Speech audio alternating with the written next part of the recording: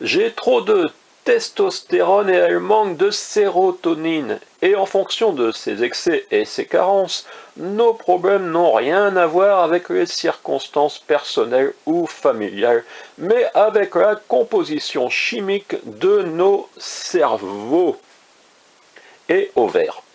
Alors Freud, Lacan, Jung, Rogers, vous vous êtes plantés, chers amis. Mais je me demande si ça ne serait pas l'inverse, si la vie ne nous aurait pas tellement traumatisés que le cerveau de Rosa a cessé de produire de la sérotonine et que mes ovaires se sont mis à sécréter de la testostérone comme des fous. Tatatin, battez tambour, 4 ans après soumission, Michel Houellebecq revient. 4 janvier 2019, sérotonine sera dans les rayons. Un produit estampillé, Flammarion, ayant obtenu des chroniqueurs officiels un silence total jusqu'au 27 décembre 2018 sur le contenu des 347 pages. Ainsi, les journalistes adaptent une dépêche de l'AFP et les chroniqueurs du net brodent sur sérotonine le plus souvent en reprenant une définition médicale de cette hormone du bonheur. Personne pour nous présenter ce roman que j'ai entre les mains, mais elle est aussi allée voir un psychiatre et le médecin lui a expliqué que tout provenait d'un problème de rétention de sérotonine, c'est-à-dire que ma sœur ne possède pas en quantité suffisante la substance qui agit comme neurotransmetteur entre les cellules du cerveau. Ainsi vit-elle maintenant accrochée au Prozac. Eh oui, buvez, éliminez, Vitel et Prozac vous aident à tenir le coup et le reste du corps aussi.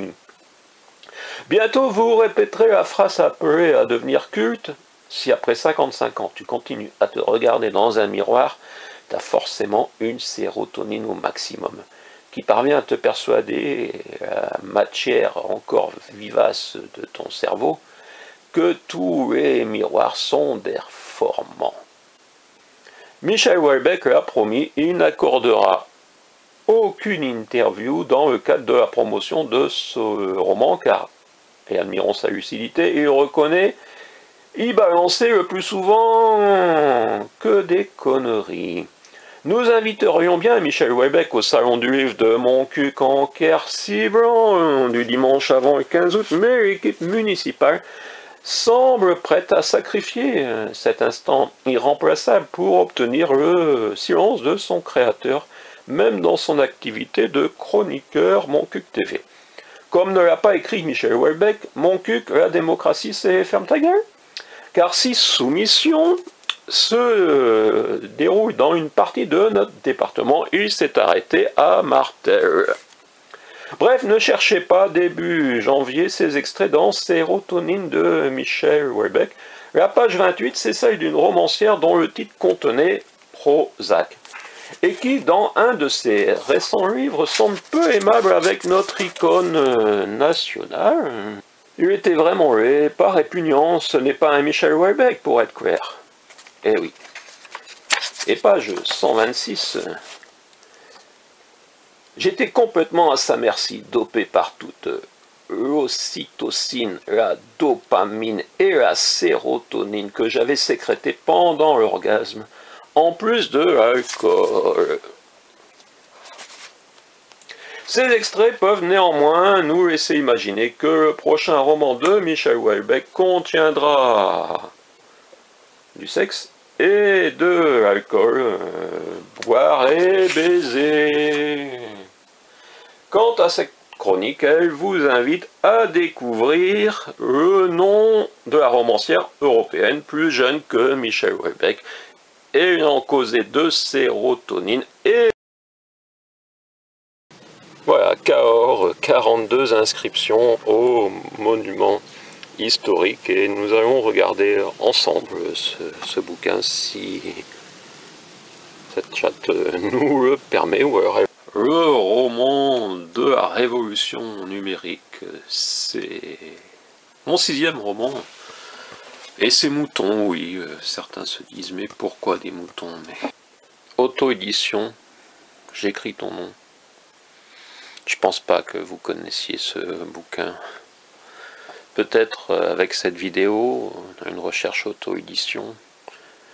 J'ai débuté un tweet, auto-édition, j'écris ton nom. Il s'agissait de promouvoir mon 6e roman. Une pensée m'a stoppé net. Finalement, oui, c'est un titre de livre. Qui est attentif à la beauté des vitraux de notre département? Pigeonnier, lotois. Jésus du Quercy. Un bouquin en papier. Le livre de la Saint-Valentin, un gros livre, plus de 500 pages. Un livre au tirage confidentiel, mais disponible en papier et en numérique. Le manifeste de l'auto-édition, je vous avoue que j'espérais une plus grande diffusion de ce texte et une plus grande audience, une plus grande répercussion des idées. Voilà, pourquoi un manifeste? Bon, il fallait bien qu'un jour je vous le présente en vidéo également, ce bouquin sur la disparition d'un canton, Montcuq. Alors